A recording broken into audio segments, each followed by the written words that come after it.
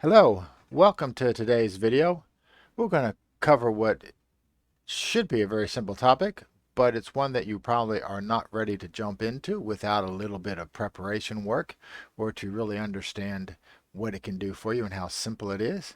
And we'll be looking at the design aspect for your summary fact tables in your data warehouse. The question always becomes, why are you doing this? Well, two things.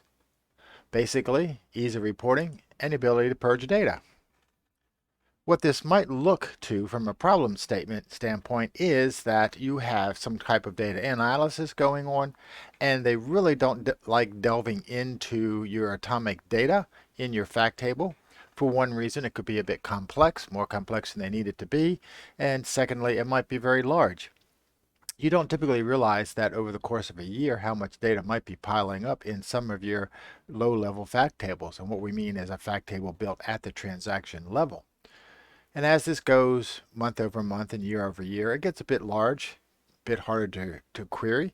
And since most people like to see summarizations, you might want to create a summary fact table for some segment or segments of your organization simply to help them work better. Additionally, your database administrators, they're the guys that always worry about how much space you're chewing up. So as that table gets larger and larger, more and more space is being utilized, and they may ask the simple question, how much data do you really need? Now, this is an important conversation to have with your business analysts, but you don't simply say, how much data do you need? You need to say, what value does older data have, and at what point do you lose the value of the atomic data within a fact table? And then you can lay out there the recommendation that I'm doing, which is talking about summary tables, so that the older information that no longer needs to be at the atomic level can now be summarized and reported at the summary level much more easily, and you can maintain the summary data a lot longer than you would maintain the atomic data as far as space is concerned. And this makes the data analysts happy, and it also makes your DBA happy because it's always important to keep both of those people happy because they're your customers at the end of the day when you are working on this kind of data analysis and building data structures for them. So we want to look very quickly at Daisy Hill's data. And what we want to look at primarily is this training instructor information that we've been working with. So we'll bring in the training instructor dimension because that's simply how they went to round this up as far as their analysis of the effectiveness or the overall implementation of their training. And then obviously, since we will be looking at rolling this up on both a weekly and a monthly basis, we need our date dimension. There it is.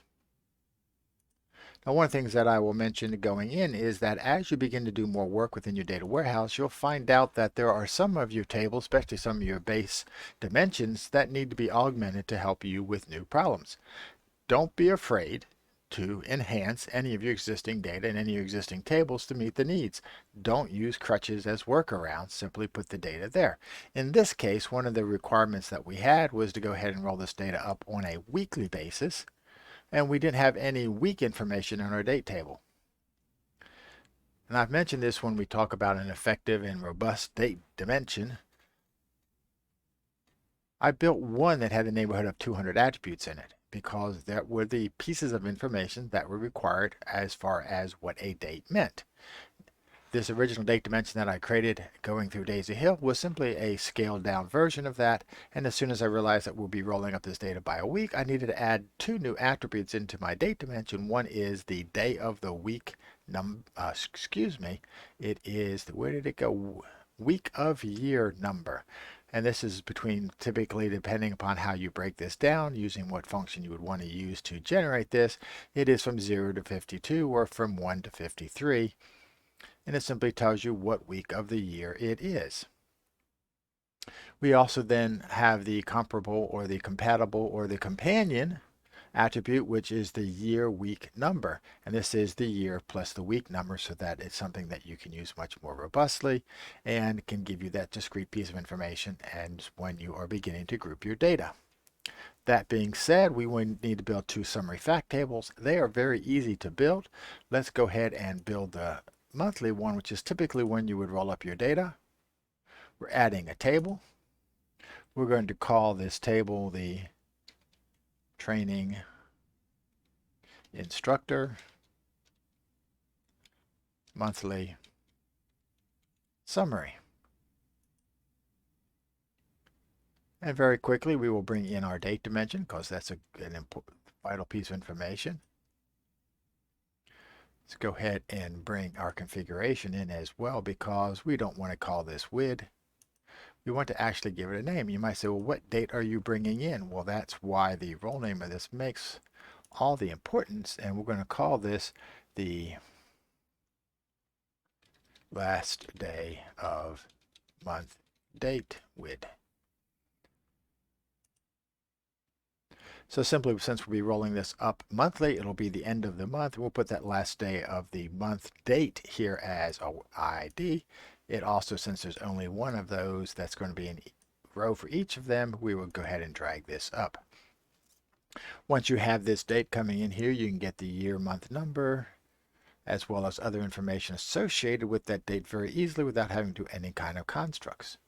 The second part of the primary key happens to now be the instructor because we're rolling this up monthly by instructor. We have this WID down here as well, and we're going to give it the role name of training instructor WID. Again, that's part of the primary key. So we'll drag it up here to show that in our model as far as these two pieces of information. I tend to like to put them in alphabetical order when no other order really makes sense. But so now we will have one record for each month for each trainer. And now all that we need to do is add our metric into here, which in this case would be the attendee monthly count, and we'll make that a big integer. Oh, not binary.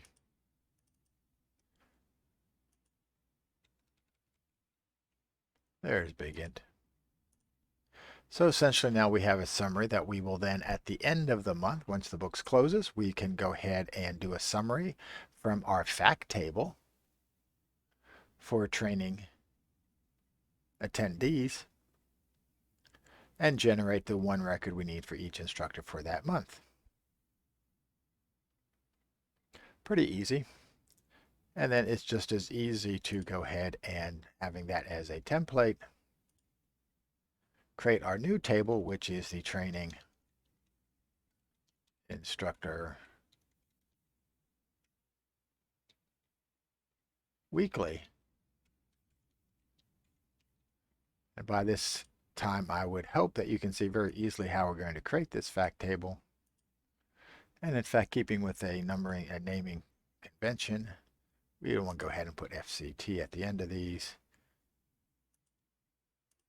It's great that I go ahead and create these standards for myself, and then I violate them when I'm thinking and talking at the same time. So coming back to the same methodology we used before, very simply creating this summary, drag these two in,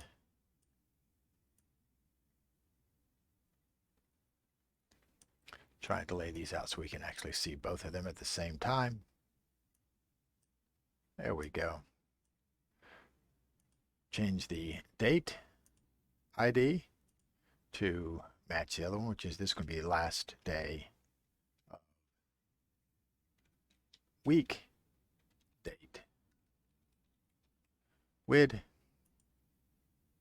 And then the second ID is the training instructor WID.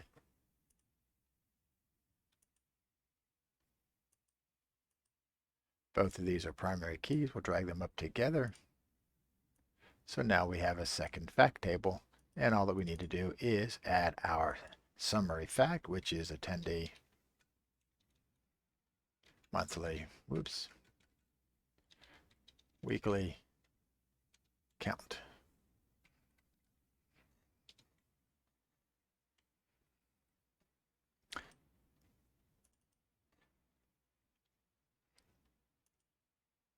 Big integer. So we very quickly have designed two new structures. Didn't have to create new dimensions. So to create a new fact table, you can very easily build this data and maintain this data from within an Alteryx workflow or another ETL tool.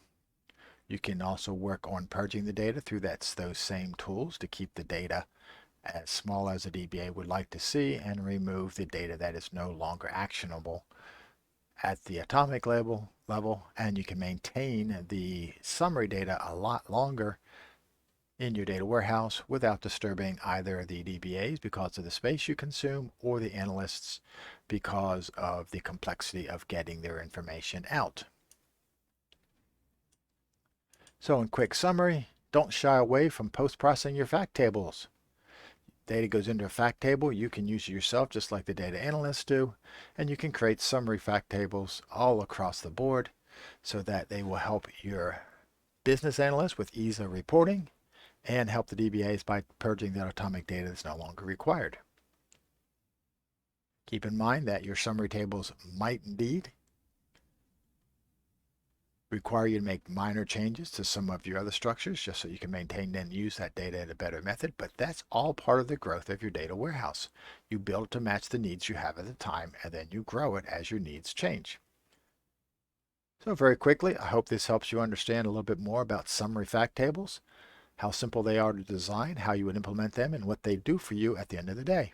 If you like this video, please click on the like button, drop me a comment to let me know how this solved your needs. If there's anything else you would like to see me design in relation to this or anything at all, drop me an email.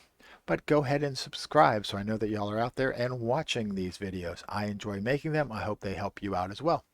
Y'all have a great day.